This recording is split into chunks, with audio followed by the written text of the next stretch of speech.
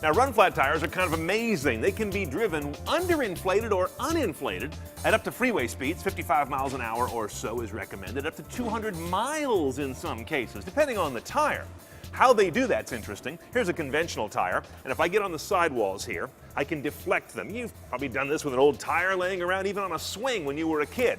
Come over here to a run flat though, try and deflect that sidewall. You'll break your thumb trying to do it. Extremely strong sidewall structure this way as well as laterally. This thing has sidewalls of steel, quite literally, and can support the weight of the car without any air inside helping out. That's what makes it work.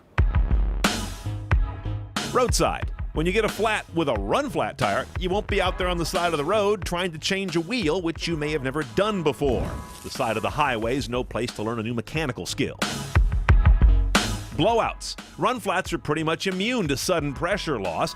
Even without air, they pretty much maintain their shape. In fact, the first indication anything is wrong may come from the tire pressure alert on the dash, not the feel of the steering wheel.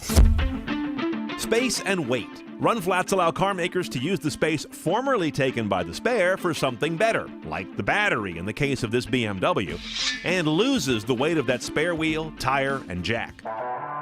Now the cons. Run flat tires tend to cost more and weigh more. Two things you don't want in a tire. First of all, the cost.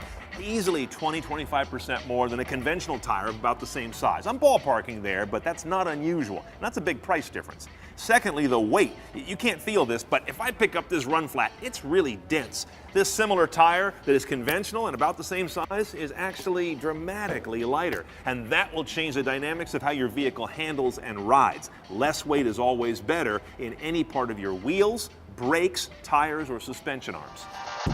Harder to find. You may not find a run flat in your size sitting on the shelf when you need one. So while the run flat may get you to the nearest service station easily, you might spend a long time waiting there. The CNET CarTech team has reservations about being stuck with the limited tire selection when you have run flats. Hondas and Acuras that came with Michelin Pax run flats, for example, can only use those tires unless you do a complete change that could include wheels, tires, and tire pressure sensors. And a recent J.D. Power survey found that owners of performance-oriented cars with run flats are only half as likely to recommend their tire brand to someone else. The weight and feel tend to deaden a car's handling.